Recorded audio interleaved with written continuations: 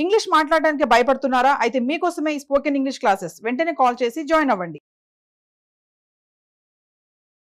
Hello నమస్తే, welcome to Suman TV. ప్రస్తుతం అయితే ఖమ్మంలో ఒక ఘటన చోటు చేసుకుంది.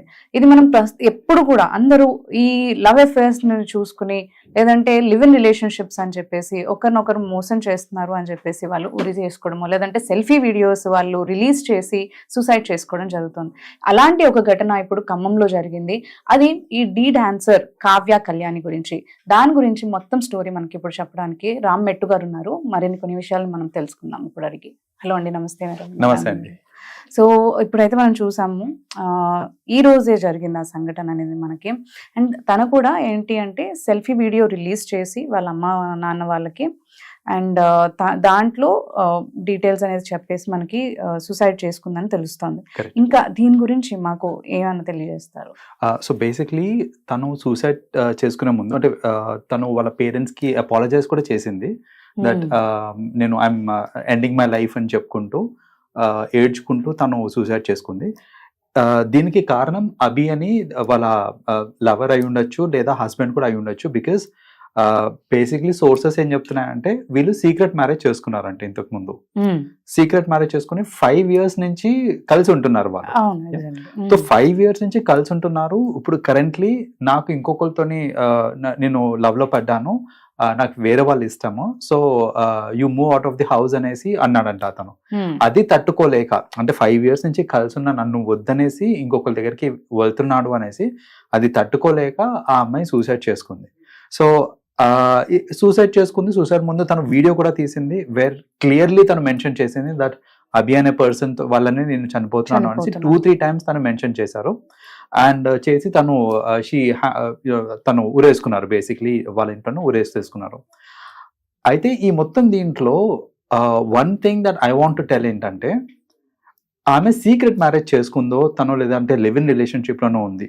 దాని వల్ల ఏంటంటే ఆ అబ్బాయికి ఫస్ట్ ఆఫ్ ఆల్ ఆ గట్స్ వచ్చినాయి. ఏంటంటే నువ్వు కాదు నేను ఇంకొకరిని లవ్ చేస్తున్నాను లేకపోతే ఇంకొకరితో ఉంటాను అని చెప్పే గట్స్ కానీ లేకపోతే అసలు ఆ థాట్ కూడా ఎందుకు వచ్చింది అని అంటే వాళ్ళు 5 years కలిసి ఉన్నారు. సరే, this is not a legally approved relationship. అది లీగలీ అప్రూవ్డ్ రిలేషన్షిప్ కాదు కాబట్టి ఆ ధైర్యం వచ్చింది అతనికి. ఏంటంటే నువ్వు కాదు నేను ఇంకోళ్ళని చేసుకుంటాను అనేసి. అదే గనక ప్రాపర్ గా పెళ్ళయి ఉంటే గనక అందరి పక్షంలో పెద్దల పక్షంలో పెళ్ళయి అలాంటి థాట్స్ కూడా రావు. ఫస్ట్ ఆఫ్ ఆల్ చెప్పాలంటే ఆ ధైర్యం కూడా రాదు నేను ఇంకోళ్ళతో ఉంటాను అని చెప్పాలంటే. నిజంగా అది అయ్యుండి అలా ఉండాలనుకున్నా కూడా లీగలీ వీళ్ళు డివోర్స్ తీసుకోవాలి అండ్ ఆ అబ్బాయి అమ్మాయికి కాంపన్సేషన్ కూడా ఇవ్వాలి. So it's not that easy. కానీ ఒక క్షణంలో నువ్వు కాదు నేను వేరే వాళ్ళతోటి నేను లవ్ లో ఉన్నాను ఇంకోళ్ళని మ్యారేజ్ చేసుకుంటాను అని చెప్పగలిగే ధైర్యం వచ్చిందంటే ఇట్ ఈస్ జస్ట్ బికాస్ వాళ్ళు ఉన్న relationship though it is for 5 years. It is not an approved relationship కాబట్టి ఇంతవరకు దారితీసింది. ఆ అమ్మాయికి కూడా ఏంటంటే సపోజ్ లీగలీ అయి ఉంటే పెద్దల పక్షము ఏదో ఒకటి సాల్వ్ చేసుకునేది. కానీ ఇప్పుడు ఏంటంటే ఆ అమ్మాయి ప్రాబ్లం ఎలా అయిపోయిందనంటే అటు ఇంట్లో వాళ్ళకి చెప్పుకోలేక ఎవరికి చెప్పుకోలేక ఇంకా సూసైడే దారి అని తను అనుకొని దట్ ఈస్ వెన్ తను ఆత్మహత్య చేసుకున్నారు. ఇంట్లో కూడా వాళ్ళ బ్రదర్స్ అండ్ లైక్ వాళ్ళ పేరెంట్స్ తో కూడా ఉంటున్నాను లైక్ అని చెప్పింది అతను. అంటే ఎలా అంటారు ఆ స్టోరీ? అంటే తను వీడియోలోనే తను తెలియజేసుకున్నారు దట్ నేను ఇట్లా ఈ పర్సన్ తోటి ఉన్నాను బట్ ఇప్పుడు నన్ను కాదని వేరే వాళ్ళతోటి చేసుకుంటున్నాను అని చెప్పేసి వీడియోలోనే చెప్పారు.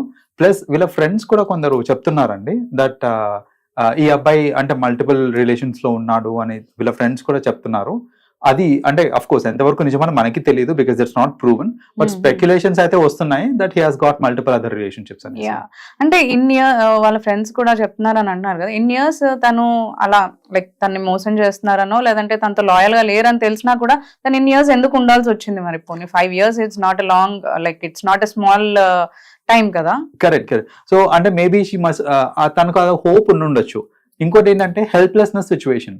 సపోజ్ ఒక 2 years 3 years ఒక పర్సన్ తోటి ఉన్న తర్వాత అతను వదిలేసి నేను ఇంకొకరితోటి ఉండాలి అని అంటే మేబీ కొందరు మెంటలీ ఏంటంటే they will not be ready for it mentally. So నాకు ఇంకొక దారి లేదు, నాకు నువ్వే దిక్కు అనే ఆ స్టేట్ లోకి వెళ్ళిపోయి ఉండొచ్చేమో తను. కాబట్టి ఏంటంటే తెలిసినా అంటే ఇప్పుడు ఆ అమ్మాయికి తెలుసో తెలియదు మనకి, బేసిక్లీ ఇప్పుడు వాళ్ళ ఫ్రెండ్స్ చెప్తున్నారు. సో ఆ అమ్మాయికి తెలిసినా తెలియకపోయినా ఆ స్టేట్ ఆఫ్ హెల్ప్లెస్నెస్ లో ఉంది కాబట్టి maybe she did not come out of this particular relationship. Yeah and నన్ను ఏజ్ కూడా తను ఓన్లీ జస్ట్ 24 years అని అంటున్నారు. అండ్ ఈ సంఘటన జరిగింది కూడా రూరల్ ఏరియాలో, సమ్ పోనకల్లు, ఆ అబ్బాయి కూడా పోనకల్లు అనే ఊరికి చెందిన ఆయన. అండ్ ఖమ్మంలో she also into some rural area నుంచి జరిగింది ఈ సంఘటన అనేది. అంటే ఇవన్నీ అంటే వాళ్ళు అక్కడ ఎంకరేజ్ చేయకపోవచ్చు లివ్ ఇన్ అనేది కానీ, లేదు అంటే అండ్ థాట్ ప్రాసెస్ కూడా అలా ఉండదు. అంటే ఏమైనా జరిగినా ఏమైనా ఉన్నా అందరు వస్తారనే ఉంటుంది.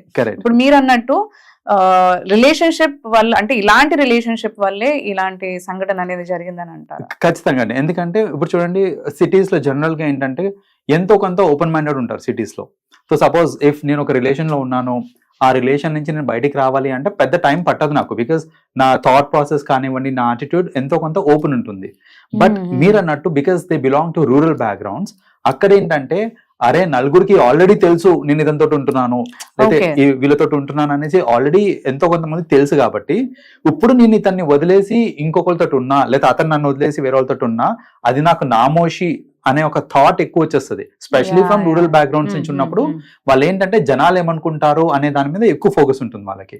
దట్ ఈస్ ద రీజన్ ఏంటంటే ఇలా ఇతను నేను ఇంకోతో ఉంటాను అనగానే అది తను తట్టుకోలేక సూసైడ్ చేసుకున్నారు. అండ్ వీళ్ళ సైడ్ వాళ్ళు, అంటే అభి సైడ్ వాళ్ళు కొంతమంది మాట్లాడడంలో, అంటే విత్ వాయిస్ కాల్స్ లో మాట్లాడి ఏం చెప్తున్నారు అని అంటే, she's all before married actually. ఆ అబ్బాయి వదిలేసి వెళ్ళారు. సో ఆయన అది తెలిసి కూడా తన దగ్గర తీసుకున్నాడు, ఇతను ఎందుకు అలా హెరాస్ చేస్తారో అని అంటున్నారు. ఏది నిజమని నమ్మచ్చు అసలు? ఇప్పుడు వాళ్ళు బేసిక్ గా అబ్బాయి సైడ్ వాళ్ళు వాళ్ళ రెస్క్యూ కోసం వాళ్ళు ఏదో ఒకటి చెప్పుకుంటారు, వాళ్ళ సైడ్ కి తగ్గట్టు వాళ్ళు చెప్పుకుంటారు. అమ్మాయి సైడ్ వాళ్ళు కూడా ఏంటంటే అంటే రియాలిటీ ఏంటి అనేది జనరల్ గా వాళ్ళిద్దరి మధ్యలో ఏం జరిగిందని వాళ్ళకి తెలుసు. కానీ ఇప్పుడు ఏంటంటే ఈ అబ్బాయిని రక్షించడానికి వాళ్ళ సైడ్ బంధువులు కానివ్వండి, ఎవరన్నా సరే they may come up with own ఇది. ఇప్పుడు చూడండి, ఇందాక వచ్చింది ఒక చిన్న పాయింట్ ఏమన్నానంటే, ఈ అబ్బాయికి మల్టిపుల్ రిలేషన్స్ కూడా ఉన్నాయి అనేసి ఒక చిన్న టాక్ వచ్చింది. ఇప్పుడు అది నిజమా కాదా వి నెవర్ నో. కాకపోతే ఈ అమ్మాయి సైడ్ వాళ్ళు మేబీ ఇంకా కొంచెం ఈ కేస్ ని స్ట్రాంగ్ చేయడానికి వాళ్ళు తీసుకొని వచ్చి ఉండొచ్చు, బికాస్ అయితే ఫ్యాక్ట్స్ ఆర్ నాట్ ప్రూవెన్ కాబట్టి చెప్తున్నాను. అలాగే ఏంటంటే ఇప్పుడు అబ్బాయి సైడ్ వాళ్ళు కూడా ఏమైనా చెప్పారు అని అంటే అది బ్లైండ్ గా మనం బిలీవ్ చేయడానికి లేదు. అది మేబీ జస్ట్ జస్టిఫై హిమ్సెల్ఫ్ వాళ్ళు తీసుకొచ్చిన స్పెక్యులేషన్స్ అయి ఉండొచ్చు. నిజాలు ఏంటనేది ఎలా తెలియచ్చు అంటారు? అంటే వీళ్ళేమో వీళ్ళ కాన్సెప్ట్ లో వీళ్ళు చెప్తున్నారని అనుకోవచ్చు, లేదంటే ఈ అబ్బాయిని సపోర్ట్ చేస్తున్నట్టు మీరు అంటున్నారు, ఈ అబ్బాయి సైడ్ వాళ్ళు ఎలాగో ఆబ్వియస్లీ వీళ్ళని సపోర్ట్ చేస్తారని. ఏది నిజమని నమ్మాలంటారు? సో ఖచ్చితంగా ఇక్కడ police involvement is very important. And వీళ్ళ ఫ్రెండ్స్ ని, ఇంకా వీళ్ళ ఫ్లాట్ లో ఉన్న చుట్టుపక్కల వాళ్ళని కనుక కరెక్ట్ గా ఇంటరాగేట్ చేస్తే నిజాలు కొంచెం దగ్గరగా వచ్చేది అసలు ఏంటి అనేది బయటపడుతుంది మనకి. అండ్ ఇప్పుడు ఈ సిచ్యువేషన్ లో లీగల్ గా ఇప్పుడు పేరెంట్స్ ఏంటి ప్రొటెస్ట్ చేస్తున్నారు అంటే, ఇప్పుడు తను చనిపోయిన ఆ మార్చరీ దగ్గరే ప్రొటెస్ట్ చేస్తున్నారు న్యాయం జరగాలి అని. And what we had is like Abhilash ఇప్పుడు కస్టడీలో ఉన్నారు అని అంటున్నారు. సో ఏం యాక్షన్ తీసుకోవచ్చు అంటే లీగలైజ్డ్ గా వీళ్ళు ఇప్పుడు? సో ఇప్పుడు బేసిక్ గా ఏంటంటే కొన్ని లా పాయింట్స్ కూడా చూసారండి ఇక్కడ. ఎలా అంటే అసలు ఫస్ట్ ఆఫ్ ఆల్ వీళ్ళ మ్యారేజ్ అనేది is it legal are not. And ఈ అమ్మాయి చనిపోయింది, ఆ వీడియోలో క్లియర్ గా చెప్పి చనిపోయారు. సో ఇప్పుడు వాళ్ళు డీటెయిల్ గా చేయాల్సిన అనాలిసిస్ ఏంటిది అని అంటే, అసలు ఈ 5 years నుంచి వాళ్ళు నిజంగానే కలిసి ఉన్నారా లేదా, ఎందుకంటే ఆమె చెప్పారు, లైక్ ఆ వీడియోలో తను చెప్పారు. So how far is it true and what are the facts అనేది ఇప్పుడు ఎలాగో అతను కస్టడీలో ఉన్నాడు కాబట్టి ప్రాపర్ ఇంట్రాగేషన్ లో కనుక ఒకవేళ పోలీస్ తీసుకొని వెళ్తే ఖచ్చితంగా నిజాలు బయటకు వస్తాయండి. ఇప్పుడు అవన్నీ వచ్చిన తర్వాత లీగల్ గా వెళ్ళాలి అంటే, ఇప్పుడు రిలేషన్షిప్, ఇప్పుడు మ్యారేజ్ అయితే ఒకలా ఉంటుంది అండ్ దేర్ లివింగ్ టుగెదర్ లో ఉన్నారు కదా, సో లీగల్ గా ఎలా యాక్షన్స్ తీసుకుంటారు? రెండింటికి సపరేట్ గా ఉంటాయండి. ఇఫ్ ఇట్ ఈస్ ఒక వ్యాలిడ్ రిలేషన్షిప్ అయితే కనుక దాని మీద వాళ్ళు పెట్టే కేసులు, వాళ్ళు పెట్టే సెక్షన్స్ అనే డిఫరెంట్ ఉంటుంది. అది ఒకవేళ if it is not valid then still శిక్ష పడుతుంది, బట్ కేసెస్ అవి మారుతూ ఉంటాయి అంతే. ఇప్పుడు ఈయన రీజన్ అని చెప్పేసి, అంటే తిన కారణంగానే చనిపోతున్నాను అని తను మంచిగా మెన్షన్ చేసింది వీడియోలో. సో క్లియర్ గా తెలుస్తోంది కాబట్టి ఇప్పుడు కస్టడీలో తీసుకోవడం అండ్ ఇంటరాగేట్ చేయడం అని అంటే, ఇప్పుడు తిన పాయింట్స్ ఏంటి అనేది బయటికి అయితే రావు కదా, అంటే ఈయన వర్జన్ చెప్పేదే వస్తుంది. సో ఎక్కడి నుంచి తెలుసుకోవచ్చు అంటారా వాట్ దే ఇద్దరి మధ్యలో ఏం జరిగింది అనేది? Correct. So as a said, close friends ని ఇంకా రిలేటివ్స్ ని కనుక వాళ్ళు ఖచ్చితంగా ఇంటరాగేట్ చేసి ఎందుకంటే ఓన్లీ ఈ అబ్బాయిని ఇంట్రాగేట్ చేస్తే ఖచ్చితంగా వన్ సైడెడ్ వర్షన్ వర్షన్ వస్తుంది. సో అలా కాకుండా ఈ అబ్బాయిని ఇంట్రాగేట్ చేసి వాళ్ళ ఫ్రెండ్స్ ని ఇంకా క్లోజ్ అసోసియేట్స్ ఎవరైతే ఉన్నారో వాళ్ళని ఇంట్రాగేట్ చేశారంటే నిజాలు బయటకు వస్తాయి. అండ్ ఒకవేళ ఈ అబ్బాయి నిజంగా తప్పు చేశాడు అని ప్రూవ్ అయిందంటే మాత్రం ఖచ్చితంగా కఠినంగా శిక్షించాలండి. బికాజ్ ఇలాంటి వాళ్ళ వల్ల అనవసరంగా అమాయకులు ప్రాణాలు పోగొట్టుకుంటున్నారు. అండ్ అది చాలా బాధాకరం. అలా కాకుండా ఒకవేళ మన సిస్టమ్ కూడా గట్టిగా ఇలాంటి వాళ్ళని శిక్షించింది అని అంటే ఫ్యూచర్ లో ఇలాంటి ఇన్సిడెంట్స్ అని అవ్వకుండా ఉంటాయి. And her age is also చాలా చిన్నది. ఇంత చిన్న ఏజ్ లోనే అంత mental trauma she went through. అంటే ఆ స్టేజ్ కి వచ్చింది అంటే హౌ లాంగ్ షీ అంత ట్రామా ఏదైతే ఫేస్ చేసి ఉంటేనే ఆ స్టేజ్ కి తను వచ్చి ఉంటుంది యాక్చువల్లీ. కరెక్ట్. సో వీళ్ళ మధ్యలో నాకు తెలిసి టాక్స్ కూడా అయి ఉండొచ్చు, నెగోషియేషన్స్ కూడా అయి ఉండొచ్చు. బట్ స్టిల్ అతను ఒప్పుకోలేదేమో. దట్ ఈస్ ద రీజన్ తను వాళ్ళ ఫ్రెండ్స్ తో కూడా ఇలా నేను 2 years నుంచి తను షేర్ చేస్తూ వస్తున్నాను వింటున్నాం. Actually he's having relationship with another woman అని. సో దాని విషయం పైనే నేను బాధపడుతున్నాను, మా ఇద్దరి మధ్యలో గొడవలు అవుతున్నాయి 2 years గా అని చెప్పి వాళ్ళ ఫ్రెండ్స్ తో కూడా షేర్ చేస్తుందని అంటున్నారు. కరెక్ట్. సి బేసిక్ గా ఇలాంటి విషయాలు ఇప్పుడు చూడండి, అదే గనక లీగల్ గా మ్యారేజ్ అయ్యి ఉంటే గనక ఖచ్చితంగా పెద్దవాళ్ళ ఇన్వాల్వ్మెంట్ ఉండేది. ఇప్పుడు పెద్దవాళ్ళ ఇన్వాల్వ్మెంట్ ఉండుంటే కనుక ఇంతవరకు వచ్చి ఉండేది కాదు.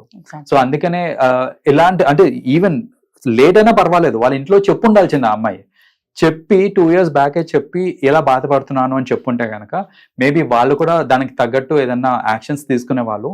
And it would have been a total different story altogether. ట్రామాకి క్షణికావేశం వల్ల వీళ్ళంతా ఆలోచించకుండా ఇలా థాట్ అనేది అంటే చాలా బాధాకర విషయం అసలు. యాక్చువల్లీ ఇంత చిన్న ఏజ్ కి లైక్ చాలా మంది లైఫ్ లీడ్ చేస్తున్న ఎన్నో డౌన్స్ అండ్ అప్స్ చూస్తూ వెళ్తూ ఉంటారు యాక్చువల్లీ. బట్ ఈ ఏజ్ లోనే వాళ్ళు తట్టుకోలేకపోతున్నారు అని అంటే how stress they are facing, like lot of stress అండి. ఎందుకంటే ఇది పేరెంట్స్ కూడా యాక్చువల్ గా చెప్పాలంటే రెగ్యులర్ గా పిల్లలతోని మాట్లాడుతూ ఉండి నీకేమన్నా స్ట్రెస్ ఉందా లేకపోతే ఏంటి ప్రాబ్లం అనేది ఫస్ట్ ఆఫ్ ఆల్ ఆ గ్యాప్ లేకుండా వాళ్ళు ఉండుంటే గనక అట్లీస్ట్ తను చెప్పుకునేదేమో.